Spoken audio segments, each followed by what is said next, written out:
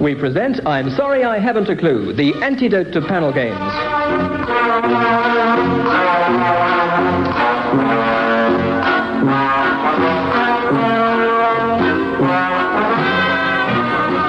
At the piano is Dave Lee, and your chairman is Humphrey Lyttelton.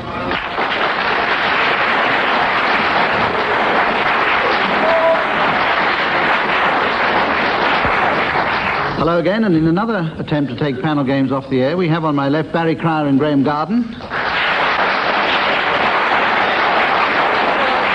And on my right, Tim Brooke-Taylor and William Rushton.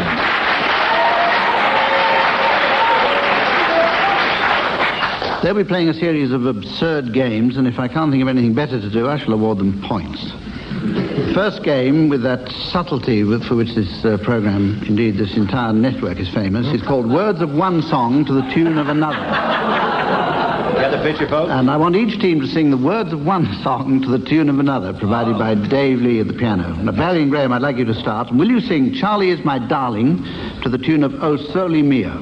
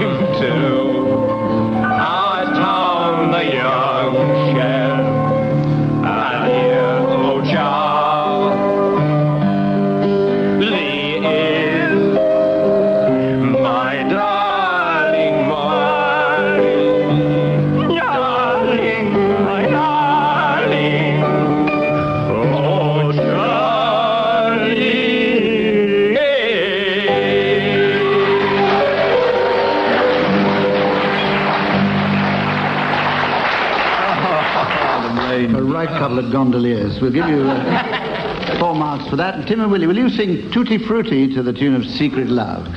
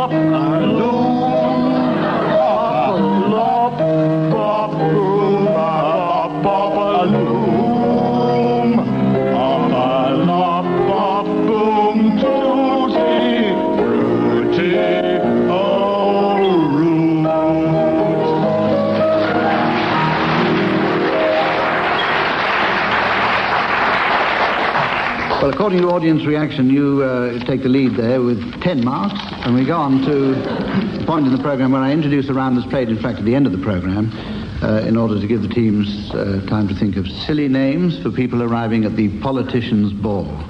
Once again, that occasion was suggested to us by Reverend Arnold Page of Castle Carey in Somerset, and he's once again sent us a couple of suggestions which will have to be matched by the team at the end of the programme.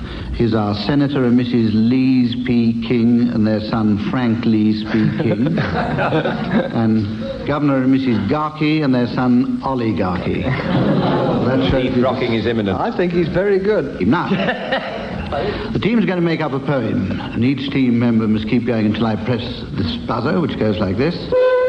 And then a member of the opposite team must take over. This goes on until we reach our artistic, natural conclusion, or the whole thing falls apart at the seams. And I'm going to start now with William Rushton. And the first line of your poem is, he pulled against the running tide, the oars squeaked in the rowlocks.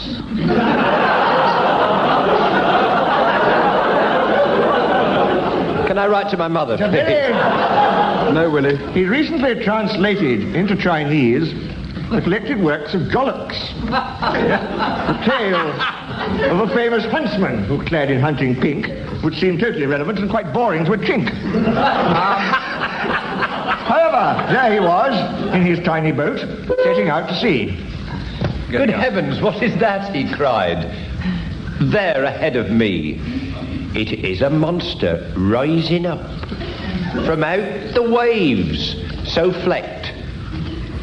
Oh, God, he cried, I've done a rhyme, and now this boy I've wrecked. But I will think of a rhyme for flecked. I will think of one, cried he. Flecked, flecked. In the boat he went, the storm went down. Ha, ha, ha. The boat it crept. In pieces 1 and 2. He sounded like an animal who lives in London Zoo. An elephant. Oh, oh, oh, oh! Is the animal of which I speak. It sounds like a cock elephant. Now, I heard one last week.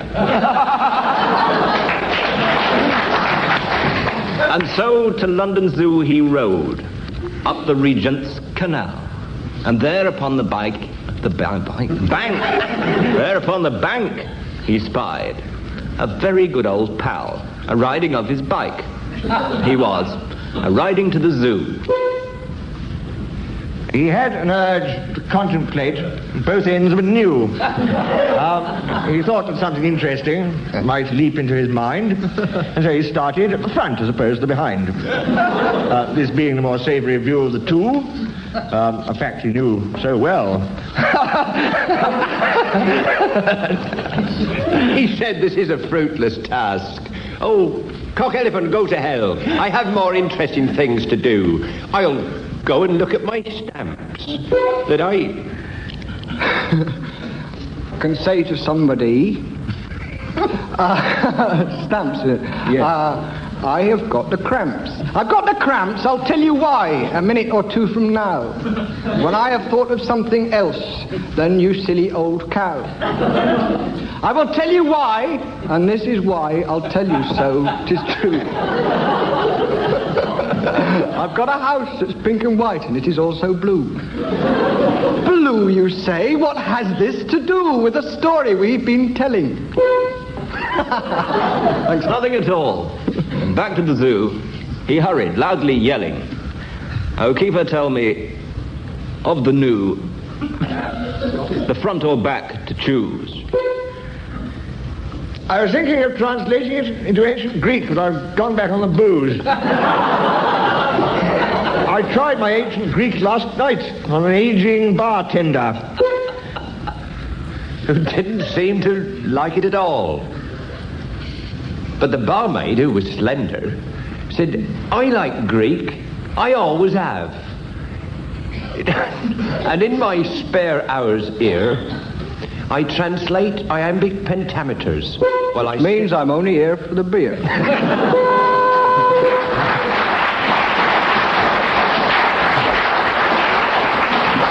There's a minor classic, I think. This next round is called Thumbnail Sketches, and I'm going to give each team the name of a well-known person, and I want them to go on about that person for 30 seconds. Marks will be given for any new information about the person, and you'll be responsible for your own legal fees. Right, now we'll start with Barry and Graeme.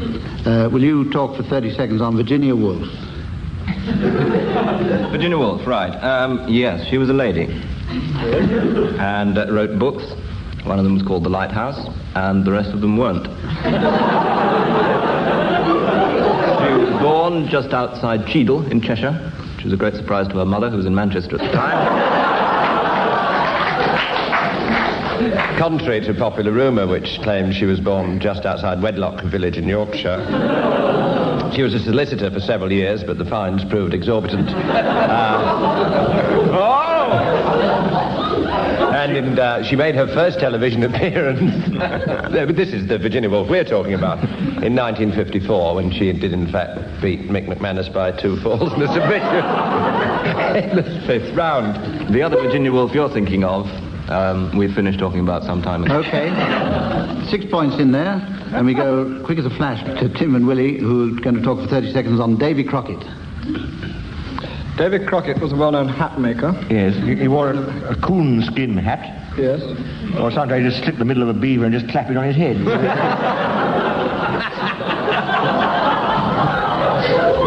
He died at the Alamo under rather tragic circumstances. The coon wasn't happy about the skin.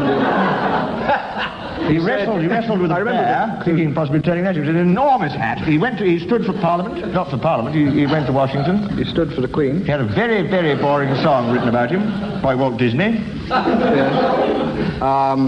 Other well-known facts about him are that he died at the Alamo again later. Yeah, that's probably one of the best. In another film starring John Wayne, as opposed to one with Fess Parker, who died rather better.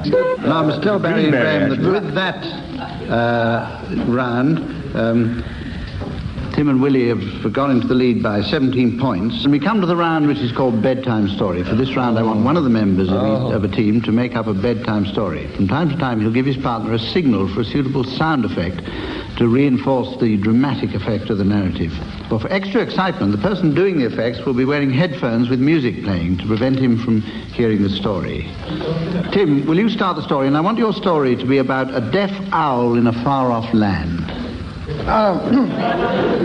This story takes place in Scotland, this far-off land, where on the 14th of July every year, Gordon McHamish would go out onto the moors and he would cry,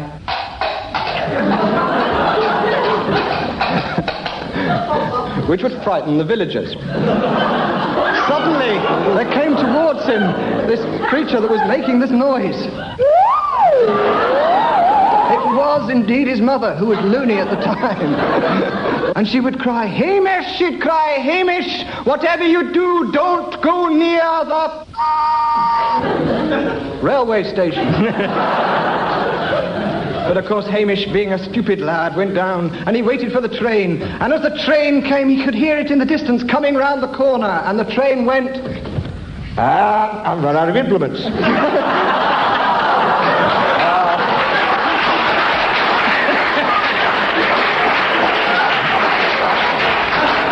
That is why this story is interesting. There was an owl, you see, who was deaf, and because it was deaf, instead of going to it to woo, it always used to go, "Hey there, you with the stars in your eyes."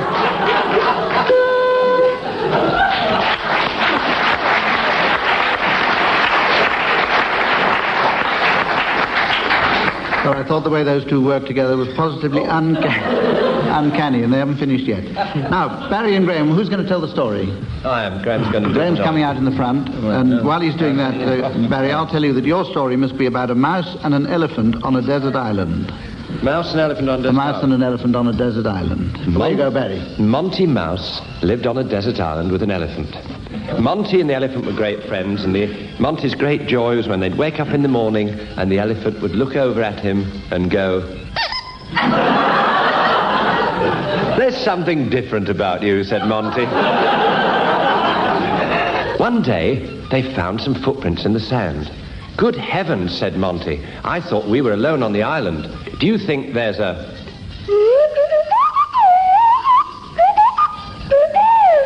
life-size replica of Percy Edwards on the island with us? Not at all. I think it must be Man Friday. And sure enough, behind the palm tree, they heard a sudden sound. No. It must be Saturday, he said. Because I always used to listen to Brands Hatch on the radio, and suddenly from the radio they heard... Jack DeManio snapped again, said Monty. So they turned the radio off and ran round the back of the tree, and there was Man Friday. "Hello there," he said. "Come and have a meal with us. Let us have some sausages in a frying pan." So they tossed them in the frying pan, and the sausages fizzed and crackled and went... They were, of course, bangers.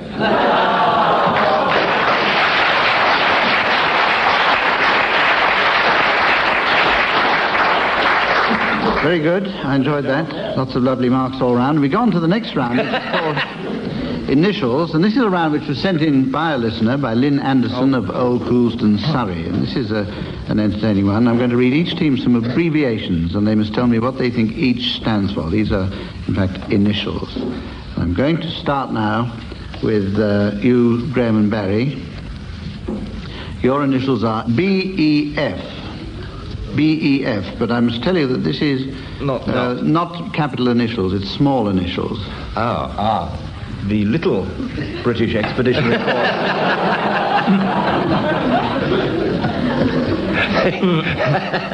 It's the Keep the E Out of Beef campaign.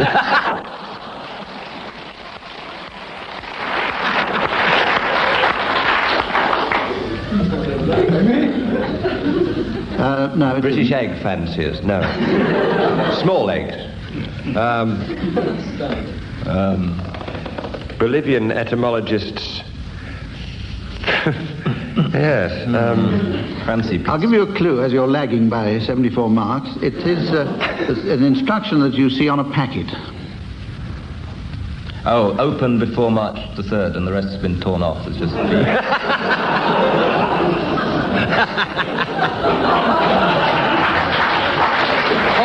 Point. I don't think you're going to get this. Small BEF. Edible Yes. foodstuffs. BEF. The instruction is blunt end first. That's what I meant. That's what I meant. Right, Tim and Willie, your one is... On foodstuffs?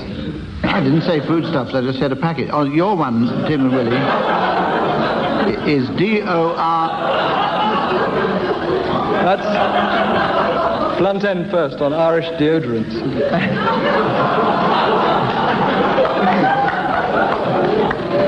Right, Tim and Willie, your one is D-O-R-I-S.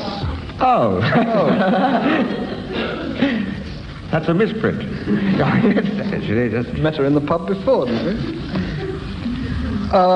D-O-R-I-S, as in Doris, is it? Exactly. Doris owes Rushton 1 shilling. I'm going to give you that one. Not the shilling, the mark. It is, in fact, direct order recording and invoicing system. Isn't that exciting? So exciting that we'll rush on to the next round. And this one's sound charades. We've played this before, and lo and behold, we're going to play it again. One team has to make noises, and the other team must guess what they mean. The audience are let into the secret and can help by applauding when they're getting warmer and doing the other thing when they're not. And you at home will hear the secret too by means of our mystery voice. Let me ask you, Barry and Graeme, first. Is this a film or a play or a book or whatever? This is a Christmas carol. A Christmas carol. Our audience will be shown it on the board. And the carol is The Holly and the Ivy. The Holly and the Ivy. How many words? 5. 5? 5. The Holly and the Ivy.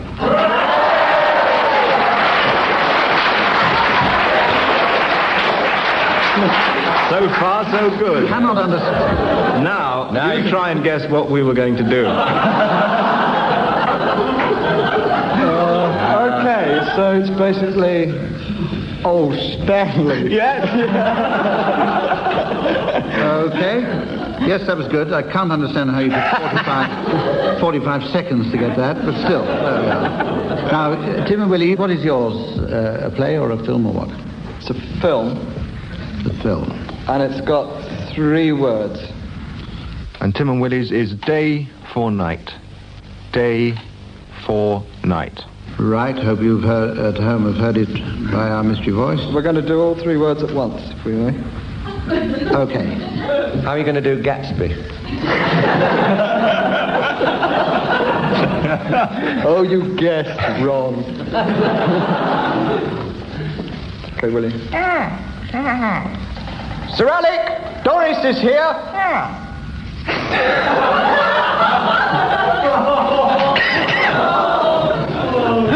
Would you like it again? We'll do another version if that's more difficult. All right. Willie. Sir Alec, Doris is here. For you. Oh, we got another one. Wake up, Sir Lancelot.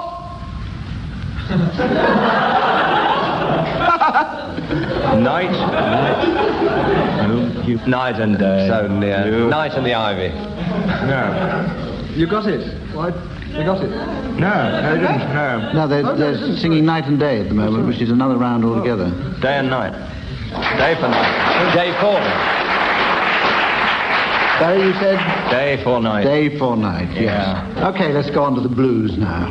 In this round, as you all know, each team gives the other a topic for a blues, which they must then improvise, accompanied by Dave Lee at the piano, and Graeme and Barry are going to start by giving a topic to Tim and Willie. Yes, we're going to give them the News Vendors Blues. News Vendor.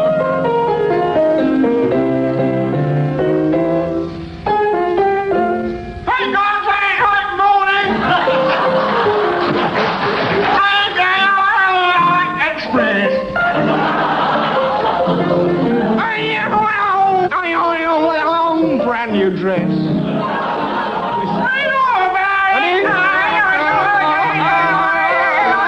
What a bloody mess.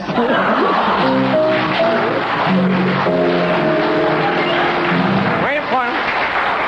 7.5 bar blues. Okay, so Tim and Willie, it's for you to give Graeme and Barry their topic. Mother-in-law blues.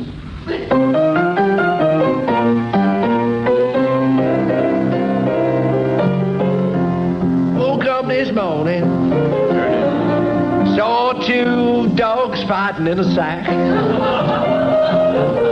In a sack, in a sack.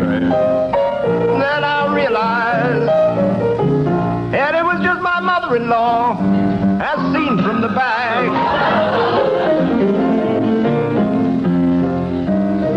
I won't say she's fat, boy.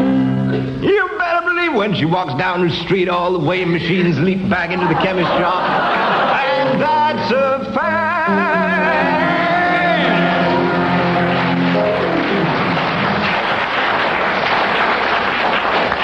Right, well, I'd better tell you before we go on to the next round that leaves the score in quite an interesting position with Willie and Tim 108 and Barry and Graeme 801. Or vice versa. Now we go to the point where I sort of back out of the proceedings and leave the teams to give their announcements for the arrivals at the Politicians' Ball. Pray wave something tasteful. I will. For Mr. and Mrs. Secretary and their long-haired son, Furry Ian Secretary. Mr. and Mrs. the Exchequer, and their rather dodgy daughter, Chancey Laura the Exchequer. I'd like you to welcome, please, Mr. and Mrs. Stir of Agriculture and Fisheries, and their daughter, Minister of Agriculture and Fisheries. From Glasgow, well, you know, week you're in for Mr. and Mrs. Sack and their son, Woolsack. Will you welcome, please, Mr. Patrick Entry Debate, and his Pa Liam Entry Debate. Exchanging a joke in the corner, Mr. and Mrs. Dingvoter and their daughter, Flo. Mr. and Mrs. Pixt, their daughter, Polly. Stand back! I'm standing back. Well, Mr. and Mrs. Churrs and their evil, piratical son, Black Ben Churrs. And over from France is the Marquis de Sade and the party whips. Mr. and Mrs. Festo and their son, Party Manny. Festo. And from Germany, please, no hard feeling. Herr and Frau Ard and their son, Hans. A moment of decency. Mr. and Mrs. the old member for Epping North, shut up. And their son, Will, the old member for Epping North, shut up.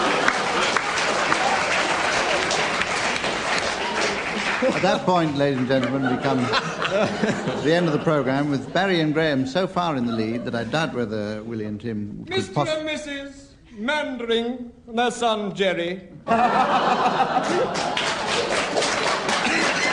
her friend, Sybil Service. Well, you'd be surprised. be surprised to learn that Willie and Tim didn't catch up. And their friend, anarchist. Not a very good friend. And that won't do them any good either. Pardon? And Ricky with the first results, and their son, Billy Ricky with the first results. So that's it, ladies and gentlemen. Until next week, when we'll all be with you again. Goodbye now.